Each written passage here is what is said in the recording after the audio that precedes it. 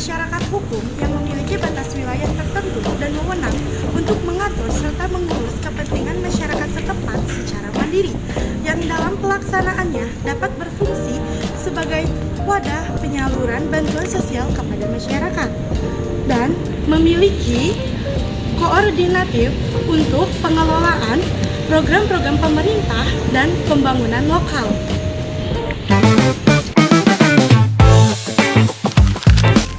Oke, Puskesos atau Pusat Kesejahteraan Sosial merupakan wadah layanan sosial yang disediakan oleh desa atau kelurahan.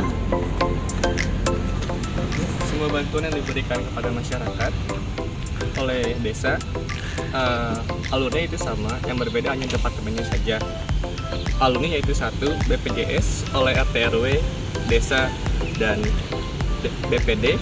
Yang kedua itu Tikahu oleh RT RW, desa, dan ketiga sembako oleh RT RW, desa, dan BPMT.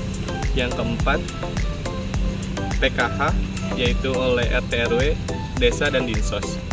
Proses pendaftaran untuk BPJS sendiri itu dilihat oleh kelayakannya oleh RT dan RW, yang kemudian diajukan kepada desa untuk dinilai melalui kartu keluarga, foto KTP, foto penghasilan, dan foto rumah. Sekian.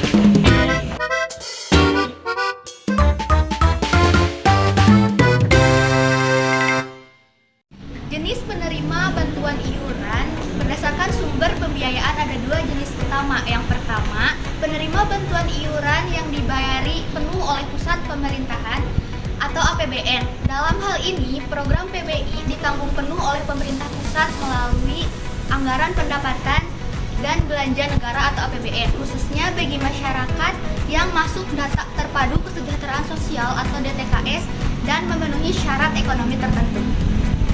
Yang kedua, ada PBI yang dibiayai oleh pemerintah daerah, mempunyai alternatif lain, yaitu program PBI yang semua anggarannya ditanggung oleh pemerintah daerah melalui anggaran pendapat dan belanja daerah atau yang disebut dengan APBD.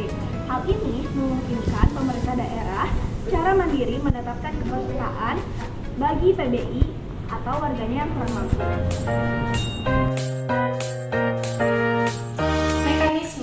Perolehan BPJS, PBI, Pemda dilakukan secara otomatis. Yang pertama, jika kepala keluarga atau salah satu anak dirawat di rumah sakit, dan yang kedua, mengajukan SKTM atau surat keterangan tidak mampu yang dapat disetujui oleh pihak yang berwenang.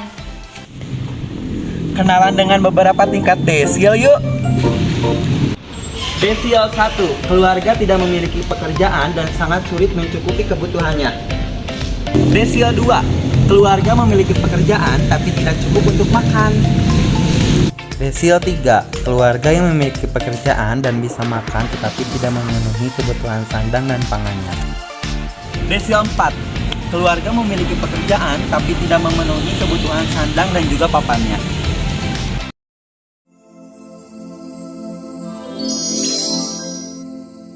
Nah, waktu penyetujuan peserta BPJS ini bervariasi, ada yang dari 1 tahun, bahkan ada yang sampai 5 tahun.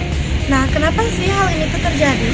Hal ini terjadi karena bergantungnya dari kelengkapan administrasi serta verifikasi dan validasi data dan kepenilaian kelayakan peserta BPJS itu sendiri. Kriteria penerimaan BPJS BPI diperuntukkan bagi keluarga yang berpenghasilan rendah dengan total pendapatan per bulannya di bawah 1 juta. Nah, sebagai dasar penentuan kemampuan ekonomi. Pengecualian penerima. Nah, ada beberapa kondisi yang membuat keluarga tidak masuk kategori penerima bantuan PBI, yaitu keluarga yang memiliki usaha sendiri atau wirausaha dan keluarga yang memiliki anak yang sedang kuliah, karena biasanya dianggap lebih mandiri. Tetapi jika si anak kuliah tersebut menerima bantuan Kartu Indonesia Pintar atau KIP, kondisi itu bisa menjadi pertimbangan bagi pemerintah untuk menentukan kelayakan penerimaan bantuan.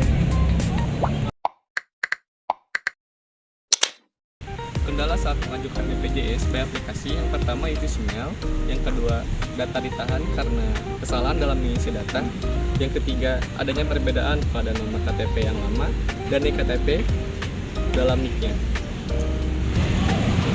Data, kuota, dan arsip. Data di Desa Banjaran ada 70% data miskin, tapi berbeda desil. Ada juga 30% dari pemerintah. Data tersebut tidak akan hilang karena data tersebut adalah arsip milik negara dan aplikasi milik negara. Aplikasi tersebut akan diperbaharui 6 bulan sekali dan juga akan diupdate terus per 6 bulan sekali.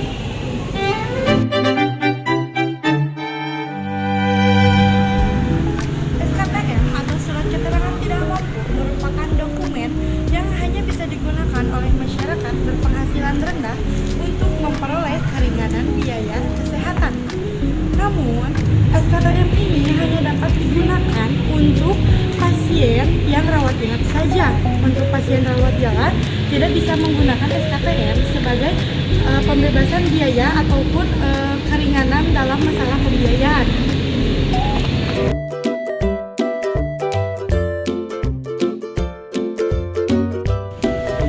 Jika pengajuan BPJS, penerimaan bantuan iuran warga ditolak oleh pemerintah pusat, maka yang dilakukan oleh desa harus melihat kelayakan berdasarkan kriteria penolakan. Anggota keluarga sudah memiliki penghasilan yang UMR. Data bermasalah karena mengganti nik atau nama sehingga data tidak sinkron. Adapun mampu, salah satu penyebab pengajuan BPJS PBI ditolak adalah hasil dari foto rumah yang menunjukkan kondisi ekonomi yang dianggap mampu. Maksudnya mampu itu biasanya terlihat dari tempat tinggal yang layak dan kondisi rumah yang memungkinkan untuk dihuni. Terus jika warga dianggap mampu, program ini tidak bisa dilanjutkan karena program PBI ini dikhususkan untuk masyarakat yang kurang mampu saja. Kepemilikan aset atau utang tidak boleh memiliki pinjol atau pinjaman online dan juga cicilan rumah. Jika warga masuk ke dalam kategori penolakan, maka mereka tidak bisa mengajukan banding dan BPJS PBI dianggap sebagai bansos.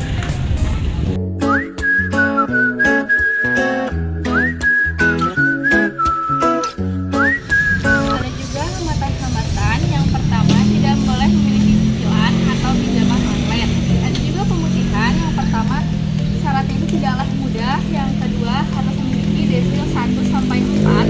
Yang ketiga, harus melakukan pengecekan ulang. Dan yang terakhir, anggota dewan atau anggota BPJS harus melakukan atau menjelaskan ulang kepada masyarakat tentang aturan BPJS atau kriteria BPJS tersebut.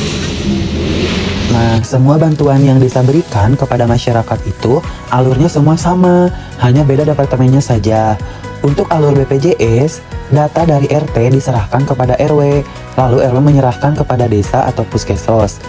Setelah itu, puskesos menyerahkan data tersebut kepada BPD. Oke, sekarang data bantuan dari Desa Banjaran.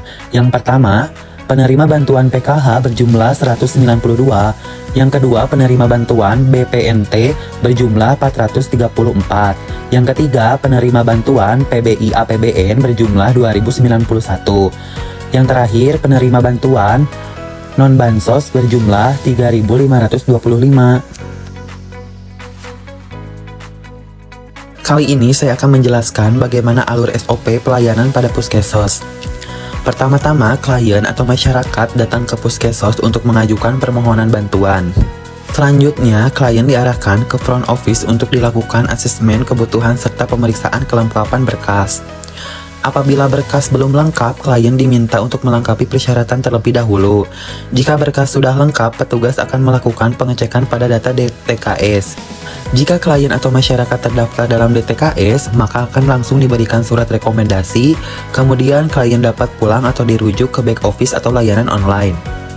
Jika klien atau masyarakat tidak terdaftar dalam DTKS, maka akan dilakukan verifikasi atau validasi oleh fasilitator puskesos. Hasil verifikasi tersebut, apabila tidak sesuai dengan kriteria penerima bantuan, maka klien tidak diberikan surat rekomendasi atau dinyatakan mampu. Apabila sesuai dengan kriteria, maka klien akan diberikan surat rekomendasi, kemudian klien atau masyarakat dapat pulang atau dirujuk ke back office. A few moments later. I hope you feel what I felt when you shattered my soul, 'cause you were cruel.